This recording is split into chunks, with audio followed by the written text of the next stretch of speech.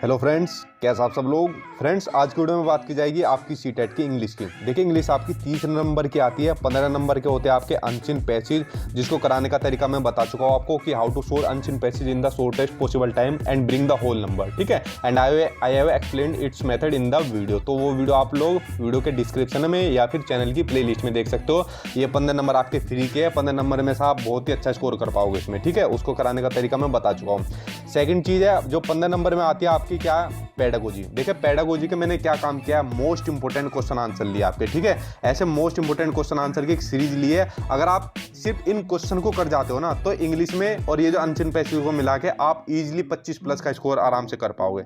तो जो लोग सोचते हैं हमारी इंग्लिश वीक है, हम लोग इंग्लिश में अच्छा स्कोर नहीं कर पाते, सबसे ज़्यादा कम नंबर इसी में आते हैं, तो ये अपनी धारणा बदल लेना। इंग्लिश में आप एक बहुत अच्छा भी स्कोर कर पाओगे। ठीक है, तो जितने भी मोस्ट इंपोर्टेंट क्वेश्चन आंसर की सीरीज है वो आपको मेरे चैनल पर मिल जाएगी, इसलिए चैनल को सब्सक्राइब कर लेना। आज पार्ट 1 है, नेक्स्ट पार्ट आपको चैनल पे प्रोवाइड हो जाएंगे। ठीक है, चैनल को सब्सक्राइब कर लेना।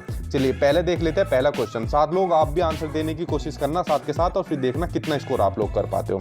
पहला क्वेश्चन है आपका, A diagnostic test in English will help the language teacher to identify। ठीक है, देखिए इसके ऊपर वेरी वेरी इंपॉर्टेंट लगा लेना, और जितने भी क्वेश्चन है सभी के ऊपर वेरी वेरी इंपॉर्टेंट लगा लेना, क्योंकि आपके एग्जाम में देखने को मिलेंगे या फिर थोड़ा बहुत चेंज करके एग्जामिनर आपसे देगा। ठीक है, देखिए दो तरीके की चीज़ होती है। एक होता है आपका डायग्नोस्टिक, यानी डायग्नोस्टिक बोलते हैं, हिंदी में बोल देते हैं इसको निदान। क्वेश्चन बाद में समझेंगे, ऑप्शन भी बाद में समझते हैं, पहले इसके बारे में समझ लेते हैं। ठीक है, और दूसरा होता है आपका रिमीडियल, जिसको कि बोलते हैं उपचार। ठीक है, ये दो टर्म्स होती है, ये आपके सभी सब्जेक्ट में पूछी जाती है, चाहे इंग्लिश हो, हिंदी हो, सीडीपी हो, मैथ हो, या चाहे आपके अदर बाकी के सब्जेक्ट हो। ये दो टर्म्स हमेशा एग्जाम में आती है। तो देखिए क्या काम करते हैं।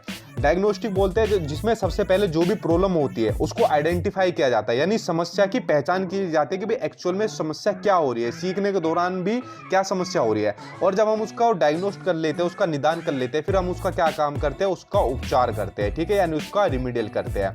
इसको मैं हमेशा एग्जाम्पल की हेल्प से समझाता हूँ। देखो, जब आप लोग डॉक्टर के पास जाते हो, जैसा आप लोग को लगा कि भाई हमें कुछ बीमारी कुछ फील हो रहा है, ठीक है, तो डॉक्टर के पास गए, तो डॉक्टर सबसे पहले क्या काम करता है, आपको डायग्नोस्ट करता है कि भाई आपको क्या क्या सिम्टम्स नजर आ रहे हैं बीमारी के, आप क्या क्या प्रॉब्लम फेस कर रहे हो। तो उन सब चीजों को क्या काम करता है, डॉक्टर आइडेंटिफाई करता है। उसके बाद क्या काम करता है, वो आपका उपचार करता है, यानी कि रिमीडियल आपको करता है। ठीक है, क्या कभी ऐसा हुआ है कि डॉक्टर के पास गए, उसने जाते आपको इंजेक्शन लगा दिया, दवाई दे दी, और फिर आपको कहेगा हाँ भैया बताओ क्या प्रॉब्लम है, अब मैं आपको डायग्नोस्ट करूंगा? नहीं हुआ ना। तो सबसे पहले आपको डायग्नोस्ट करेगा, आपकी प्रॉब्लम को आइडेंटिफाई करेगा, आपको क्या दिक्कत है, फिर देन आपको क्या काम करेगा, गोली या कुछ भी इंजेक्शन लगा के आपको रिमीडियल यानी कि उपचार करेगा। और सेम चीजें ये इंप्लीमेंट करनी है आपको इंग्लिश के अंदर या बाकी का आपके सब्जेक्ट में, कि जो भी समस्या होती है उसको आइडेंटिफाई करना और उसका फिर उपचार करना। तो जो आपका थर्ड ऑप्शन है वो इसी बात को कह रहा है कि learning difficulties the learner faces in English, कि जो सीखने इंग्लिश में जो लर्नर होता है वो जो डिफिकल्टीज फेस करता है उनको आइडेंटिफाई करता है एक डायग्नोस्टिक टेस्ट। ठीक है, आप लोग अब इसको इजीली समझ गए होंगे। ना इंटेलिजेंट लर्नर्स को आइडेंटिफाई करता, ना स्लो को करता, और ना ही कि ये कहता कि उस टॉपिक को बच्चे ने दिल से याद किया है। ठीक है, तो डायग्नोस्टिक में हमेशा जो भी प्रॉब्लम होती है उसको आइडेंटिफाई किया जाता है। तो आपका आंसर थर्ड हो जाएगा। चलिए नेक्स्ट देखते हैं। नेक्स्ट आपका, according to national curriculum framework 2005, यानी एनसीईआरटी 2005 के according English in India is dash in a multilingual country. तो देखिए इसका जो सही आंसर है वो है आपका ग्लोबल लैंग्वेज। अब मैं इसको समझाता हूं आपको कैसे। देखिए, इंग्लिश के रिगार्डिंग एनसीईआरटी 2005 ये बोलता है कि इंडिया में जो इंग्लिश है ना, एक बहुभाषिक देश में ग्लोबल लैंग्वेज में क्यों है, क्योंकि इंग्लिश में इंडिया में डाइवर्स लैंग्वेज है, यानी बहुत अलग अलग भाषाएं है। हिंदी हो गई, उर्दू हो गई, पंजाब हो गई। तो ये जो अलग अलग डाइवर्स लैंग्वेज है, इनको अगर सबको जो कम्युनिकेट करने का जो एक पूरा ग्लोबल लैंग्वेज के लेवल पे तरीका होता है वो होता है आपका इंग्लिश के माध्यम से। ठीक है, तो इंग्लिश एक ग्लोबल लैंग्वेज के रूप में काम करके आपस में कम्युनिकेट करने का एक बहुत ही अच्छा रिसोर्स होती है। तो एनसीईआरटी ने इसको एक ग्लोबल लैंग्वेज के रूप में माना है। तो इसका आंसर हो जाएगा आपका फोर्थ, कि इंडिया में इंग्लिश एक बहुभाषिक देश में एक ग्लोबल लैंग्वेज में। ठीक है, चलिए नेक्स्ट देखते हैं। एनसीईआरटी 2005 के अकॉर्डिंग वाले ऐसे क्वेश्चन बहुत पूछे जाते हैं इंग्लिश के अंदर, सारे मैं आपको करा दूंगा। ठीक है, पहले आपके मेन में आपके करा रहा हूं जो मोस्ट इंपोर्टेंट है। थर्ड आपका, प्रीति आ टीचर, प्रीति एक टीचर है, ask the learners to complete, learner से कंप्लीट करने के लिए कहती है the dialogue in the given box, given box में जो डायलॉग है उनको कंप्लीट करने के लिए, and then to role play, और फिर उनको रोल प्ले के लिए बोलती है, भूमिका निर्वाह के लिए। The same using their dialogue, उनको अपने खुद के डायलॉग में करने के लिए। शी इज डेवलपिंग, वह किस चीज़ का विकास कर रही है, ठीक है। देखिए इसके ऊपर वेरी वेरी इंपॉर्टेंट लगाना, क्योंकि ये आपका 1 नंबर का नहीं, कम से कम 2 से 3 नंबर का एक क्वेश्चन आएगा। क्यों? इंग्लिश में भी आपका पूछा जाता है, हिंदी में भी आपका पूछा जाता है ये, ठीक है। चाहे आपके दूसरी और लैंग्वेज हो उसमें भी ये क्वेश्चन पूछा जाता है। पहले समझ लेते हैं। देखिए 4 तरीके की स्किल्स होती है, ये जिनको बोलते हैं हिंदी में कौशल, 4 तरीके के होते हैं, ठीक है। Reading, speaking, listening and writing, 4 तरीके के कौशल होता है, सुनना, बोलना, पढ़ना और लिखना। तो इसमें ये बात कह रहा है वो कि आपको बताना है कौन सा कौशल का वो विकास कर रही है या डेवलपिंग कर रही है। प्रीति जब लर्नर से पूछती है कि आपको गिवन बॉक्स में जो डायलॉग है उसको कंप्लीट करना है और फिर रोल प्ले के जरिए अपने डायलॉग में उसको यूज करना है, ठीक है। तो इसका जो सही आंसर है वो है इसका आंसर 3rd। भाई सबसे पहले वो क्या काम करेगा, उसको सुनेगा, जो भी डायलॉग है उसको कंप्लीट करेगा सुनकर, और फिर उसको जो रोल प्ले करेगा अपने डायलॉग में तो वो बोलकर करेगा, ठीक है। तो जो आपकी जो स्किल्स होती है लिसनिंग एंड स्पीकिंग स्किल्स, उसका वो प्रीति डेवलप कर रही है, उसका विकास कर रही है, ठीक है। तो चारों मैंने बता दिया। अच्छा, इसमें कभी कभी क्वेश्चन ये भी आ जाता है कि एक्सप्रेसिव स्किल्स कौन सी होती है। देखिए एक्सप्रेसिव स्किल्स यानी जो हम अभिव्यक्त करके व्यक्त करके बोल पाते हैं। जैसे मैं अब आपको समझा रहा हूं तो मैं क्या काम कर रहा हूं, बोलकर बता रहा हूं ना आपको, स्पीक के थ्रू बता रहा हूं ना, ठीक है, या फिर लिखकर बता रहा हूं, जैसे मैं आपको कुछ लिख रहा हूं। तो ये हो गई हमारी एक्सप्रेसिव स्किल्स यानी कि बोलकर या फिर लिखकर। और एक होते हैं जो हम ग्रहण करके करते हैं, ठीक है, यानी सुनकर और पढ़कर। तो ये तरीके के क्वेश्चन आपसे एग्जामिनर कभी कभी पूछ लेता है, इनको सभी को अच्छे तरीके से ध्यान कर लेना। चलिए नेक्स्ट देखते हैं। Which of the following statement is correct. नीचे 4 स्टेटमेंट दिए हुए हैं, आपको बताना है कौन सा करेक्ट है। पहला, children come to school with the treasure of experience, कि बच्चा जो स्कूल में आता है वो अनुभवों के खजाने के साथ या ट्रेजर के साथ आता है। एंड देयर मदर टंग, और जो उनकी मातृभाषा है, acts like a resource in learning English, English सीखने में एक रिसोर्स का यानी एक संसाधन का काम करती है। देखो इससे आपके 2 आंसर निकलते हैं, 2 टॉपिक कंप्लीट होते हैं। कैसे? आंसर इसमें हो जाएगा पहला। देखो पहले एक कंसेप्ट था, एक धारणा थी कि बच्चा जो होता है ना एक ब्लैंक पेपर के समान है, यानी कोरे कागज या कोरी स्लेट के समान है। लेकिन आज की डेट में ये धारणा बिल्कुल गलत है। और जो नया कंसेप्ट ये है कि जब भी बच्चा स्कूल आता है वो अपने साथ कुछ ना कुछ नॉलेज या कुछ ना कुछ एक्सपीरियंस का खजाना या ज्ञान लेकर आता है। वो कोरे कागज के समान नहीं होता, कोरी स्लेट के समान नहीं आता है, ठीक है, फर्स्ट। दूसरा, उसकी जो मदर टंग होती है, जो उसकी मातृभाषा होती है, वो कोई भी लैंग्वेज हो, चाहे आपकी इंग्लिश हो, हिंदी हो, चाहे आपकी कोई भी लैंग्वेज हो, उसमें एक रिसोर्स का, एक संसाधन का काम करती है, ना कि एक प्रॉब्लम का। क्योंकि मदर टंग के थ्रू वो उस लैंग्वेज को बहुत ईजिली और बहुत ही इफेक्टिव सीख पाता है, ठीक है। तो इस चीज को आपको ध्यान रखना है। ये 2 चीज आपके कंप्लीट हो गई कि बच्चे को कभी भी ब्लैंक पेपर नहीं समझना आपको, वो हमेशा कुछ ना कुछ नॉलेज का ट्रेजर या एक्सपीरियंस का ट्रेजर लेकर आएगा। और जो उसकी मदर टंग होती है उसको हमेशा अप्रिशिएट करना चाहिए, बढ़ावा देना चाहिए, ठीक है, चाहे आपकी कोई भी आप लैंग्वेज लर्न कर रहे हो, क्योंकि वो एक रिसोर्स का काम करती है। तो आंसर इसमें हो जाएगा आपका फर्स्ट। चलिए नेक्स्ट क्वेश्चन देखते हैं।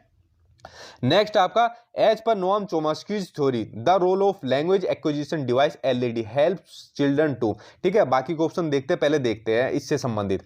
देखो नोआम चोम्स्की, इससे रिगार्डिंग जो चीजें पूछी जाती है एग्जाम के अंदर, चाहे आपका हिंदी हो, इंग्लिश हो, चाहे आपका सीडी हो, ये यही पूछी जाती है कि भाई एलईडी जिसको बोलते हैं लैंग्वेज एक्विजिशन डिवाइस यानी कि भाषा अर्जन डिवाइस, ठीक है, इसका संबंध किससे है, ठीक है, तो वह आपके नोआम चोम्स्की था। अब नोआम चोम्स्की क्या बोलते हैं, इनके जो विचार है वो सभी से अलग है। भाई इनके अकॉर्डिंग ये बोलते हैं कि जो भाषा होती है, लैंग्वेज होती है, वो हमें जन्मजात रूप में मिलती है। मतलब बच्चे सीखने की एबिलिटी के साथ पैदा होते हैं। जैसे अब मैं हिंदी भाषा बोल रहा हूं, ठीक है, अब मुझे हिंदी भाषा, अगर हिंदी भाषा परिवार का बच्चा इंग्लिश परिवार वाले के एटमॉस्फेयर में जाएगा तो वो उस भाषा को ऑटोमेटिकली सीख लेगा। या इंग्लिश परिवार वाला जो बच्चा है, अगर मान लो हिंदी परिवार वाले बच्चे के साथ समायोजन कर लेगा तो वो उस भाषा को इजीली सीख लेगा। यानी बच्चे के अंदर क्या होता है, एक यूनिवर्सल ग्रामर होता है। ये भी आपका कई बार पूछा जाता है नोआम चोम्स्की से संबंधित, को उसके अंदर एक यूनिवर्सल ग्रामर होता है, मतलब एक ऐसा डिवाइस होता है जिससे वो बच्चा अपने आप ही भाषा को सीख लेता है, उसमें सीखने की जन्मजात क्षमता होती है। तो ये क्वेश्चन नोआम चोम्स्की से संबंधित होते हैं जो पूछे जाते हैं। तो इसमें आंसर है इसका आपका 4th जेनरेट ग्रामर रूल्स। और कभी कभी एग्जाम में क्वेश्चन नहीं आता है, ऐसे दे देगा अकॉर्डिंग टू नोआम चोम्स्की या नोआम चोम्स्की के अनुसार, फिर आपको ऐसे देकर 4 इसके बारे में नीचे ऑप्शन दे देगा और स्टेटमेंट यही दे देगा जो मैंने आपको बताई कि उनका मत है कि भाषा हमें जन्मजात रूप में मिलती है, और मतलब बच्चे सीखने की क्षमता के साथ, जो एबिलिटी के साथ पैदा होते हैं, ठीक है। तो इस तरीके से भी एग्जामिनर आपको क्वेश्चन दे सकता है। नेक्स्ट क्वेश्चन आपका, a good teaching teaching learning material यानी जिसको TLM कहते हैं कैन बेस्ट। देखो जो टीचिंग लर्निंग मटेरियल होते हैं जिनको हिंदी में शिक्षण सहायक सामग्री बोलते हैं, जो एक टीचिंग के दौरान यानी शिक्षण के दौरान जो टीचिंग को इफेक्टिव और इंटरेस्टिंग बनाते हैं। जैसे अब मैं आपको पढ़ा रहा हूँ, मैं आपको किसके थ्रू पढ़ा रहा हूँ, मैं आपको मोबाइल के थ्रू पढ़ा रहा हूँ, आप लोग वीडियो में देख रहे हो वीडियो को और मेरी भाषा को सुन रहे हो, तो कहीं ना कहीं टीचिंग जो आपकी बड़ी इफेक्टिव बन रही है ना, आप इंटरेस्ट भी ले रहे हो क्योंकि दोनों ही चीज़ें यहाँ पर हो रही है, देख भी रहे हो और सुन भी रहे हो, ठीक है। तो ये हमारा क्या है TLM। और जो आपका ये मोबाइल भी हो गया ना, ये मोबाइल भी आपका ऑडियो विजुअल एड्स हो गया, ठीक है। एक ऑडियो एड्स होते हैं, विजुअल एड्स होते हैं और एक आपके दोनों होते हैं जिनमें सुनना भी, जिनमें देखा और सुना दोनों जा सकता है। जैसे मोबाइल हो गया, टीवी आपका हो गया, ये हो गया आपका ऑडियो विजुअल एड्स, तो ये आपके TLM के अंदर काउंट किए जाते हैं, ठीक है। ये अब क्वेश्चन में पूछा है कि जो आपका गुड टीचिंग TLM है वो कैसे बेस्ट हो सकते हैं। Be a source of entertainment के सोर्स है नहीं। Second, help the teacher to transact material without any modification, कि जो TLM है वो टीचर को बिना किसी संशोधन के मटेरियल का लेन देन करने में हेल्प करता है। सही में ऐसी बात है क्या? गलत। Third, help the learners acquire a language, एक लैंग्वेज को एक्वायर करने के लिए, ये भी आपका गलत है। Facilitate the teaching learning process, यानी जो आपका टीचिंग लर्निंग प्रोसेस है उसको सुगम बनाता है। सबसे इफेक्टिव आंसर आपका ये होता है, जो टीचिंग लर्निंग प्रोसेस होता है उसको फैसिलिटेट बनाता है, सुगम बनाता है, क्योंकि इसी के अंदर आपका क्या आ जाता है, आपका इसी के अंदर आपका एंटरटेन आ जाता है, जिसके जरिए बच्चा थोड़ा रुचि लेकर, इंटरेस्ट लेकर सीखता है और बड़े इफेक्टिव तरीके से सीखता है और लॉन्ग टर्म के लिए उसे वो चीज़ याद रखती है, ठीक है। तो नेक्स्ट आपका when a child learns a language naturally without much practice it is called, कि जब एक बच्चा किसी भाषा को प्राकृतिक रूप से सीख लेता है विदाउट मच प्रैक्टिस, बिना किसी ज़्यादा प्रैक्टिस के, तो वो क्या कहलाती है, ठीक है। अच्छा, इसमें देखो दो चीज़ें मैंने आपको बताई थी, एक लैंग्वेज एक्विजिशन और एक लैंग्वेज लर्निंग। लैंग्वेज एक्विजिशन में क्या होता है, जिसको हिंदी में बोलते हैं भाषा अर्जन। जब बच्चा किसी भी भाषा को नेचुरली सीख जाता है, अब मैं हिंदी बोल रहा हूँ तो हिंदी सीखने के लिए मुझे क्या इसकी किसी रिसोर्स की या किसी रूल्स की जरूरत पड़ी? नहीं पड़ी ना। छोटा सा था, अपने घर के एनवायरनमेंट में, अपने पास पड़ोस के एनवायरनमेंट से मैंने चीज़ें कॉपी की या चीज़ों को समझा और अपने आप ही लैंग्वेज को क्या काम कर लिया, एक्वायर्ड कर लिया, यानी अर्जन कर लिया। तो मुझे इसे सीखने के लिए किसी अलग चीज़ की जरूरत पड़ी? नहीं पड़ी। तो ये भाषा में कैसे सीखा? नेचुरली सीखा, प्राकृतिक रूप से सीखा। और एक होती है आपकी लैंग्वेज लर्निंग, भाषा अधिगम। जैसे मान लो मुझे इंग्लिश सीखनी हो, तो इंग्लिश सीखने के लिए मुझे क्या कोई ना कोई रिसोर्स या संसाधन चाहिए। जैसे मुझे टीचर चाहिए, मुझे बुक चाहिए, या फिर मुझे रूल याद करने चाहिए, तभी तो मैं उसको सीख पाऊंगा। तो होता है आपका लैंग्वेज लर्निंग। तो जिस भाषा को हम नेचुरली रूप से सीखते हैं वो होता है आपका लैंग्वेज एक्विजिशन, और जिसको हमें किसी रिसोर्स के थ्रू सीखना पड़ता है वो होता है आपका लैंग्वेज लर्निंग। इसको याद कर लेना। जैसे अब मैं हिंदी को सीख गया नेचुरली रूप से और इसमें मुझे इंग्लिश सीखनी है, तो आंसर इसमें आपका हो जाएगा फोर्थ, क्योंकि यहाँ पर बोल रहा है कि बच्चा किसी भी लैंग्वेज को नेचुरली यानी प्राकृतिक रूप से सीखता है। नेक्स्ट क्वेश्चन देखते हैं। A good teacher is one who, एक अच्छा शिक्षक है जो कि एग्जाम ऑप्शन देखते हैं, gives them ample opportunities to learn, जो उन्हें सीखने की सबसे ज्यादा अपॉर्चुनिटीज देता है। देखो क्वेश्चन सिंपल है, आंसर भी इसका सिंपल है, आई होप आप लोगों ने लगा भी लिया होगा, लेकिन इससे आपके कई क्वेश्चन निकलते हैं। टीचर के रिगार्डिंग बहुत क्वेश्चन पूछे जाते हैं कि भाई एक टीचर कैसा होना चाहिए, क्या उसमें उसकी विशेषताएं होनी चाहिए, ठीक है, किस टीचर को क्या चीजें अवॉइड करनी चाहिए।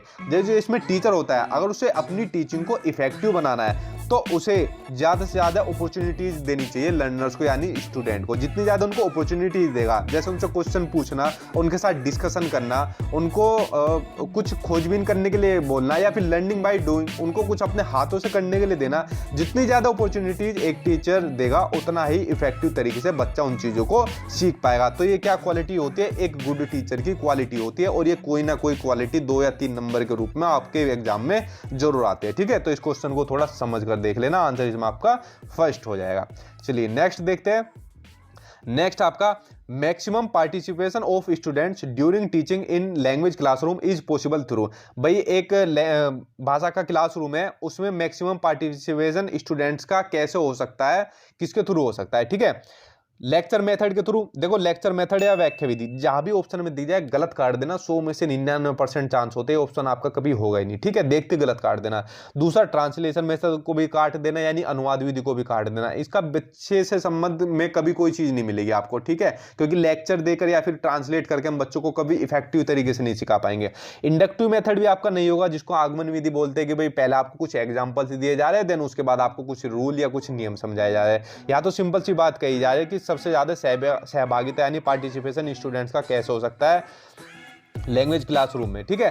तो फोर्थ आपका डिस्कशन एंड डेमोन्स्ट्रेशन मेथड। सबसे बढ़िया तरीका यही होता है मैक्सिमम पार्टिसिपेशन का कि उनके साथ डिस्कशन करो। जैसे अभी मैं आपसे कुछ क्वेश्चन पूछ लूँ तो अब क्या हो जाएगा, अच्छा डिस्कशन हो जाएगा, आप लोग भी एक्टिव हो जाओगे, हाँ भैया क्वेश्चन हमसे ना पूछ ले, या फिर मैं आपको डेमोन्स्ट्रेट करके कुछ दिखा दूँ। जैसे बच्चों को हमको पेड़ के बारे में पढ़ाना है तो पेड़ का डेमोन्स्ट्रेशन को कुछ प्रोजेक्टर के थ्रू दिखा दिए, या फिर उनको बाहर फील्ड पर आप उनको घुमाने ले गए। तो कहीं ना कहीं ये सबसे ज़्यादा इफेक्टिव तरीका होता है सीखने का, और सबसे ज़्यादा जो पार्टिसिपेशन होता है बच्चे की जो सहभागिता होती है वो इन्हीं दो के द्वारा होती है, डिस्कशन और डेमोन्स्ट्रेशन के द्वारा, ठीक है। तो आंसर इसमें हो जाएगा आपका फोर्थ। चलिए नेक्स्ट देखते हैं।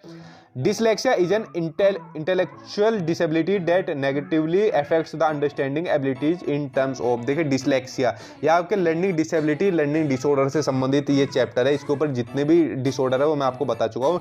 डिसलेक्सिया होती है आपको रीडिंग से संबंधित, जैसा इसमें आपका आंसर फोर्थ हो जाएगा, यानी पढ़ने से संबंधित जो विकार होता है, जो डिसऑर्डर होता है वो होता है आपका डिसलेक्सिया, ठीक है, जिसमें बच्चा पढ़ने में कठिनाई महसूस करता है। जैसे वो क्या काम करेगा, रो को वोर पढ़ देगा, ठीक है, उल्टा पढ़ देगा, या फिर सही तरीके से एक स्पीड में बच्चा नहीं पढ़ पाता। कुल मिला के रीडिंग से संबंधित जितनी भी चीजें होती है वो आपकी डिसलेक्सिया के अंदर इंक्लूड होगी, ठीक है, जो आपका पढ़ने से संबंधित विकार।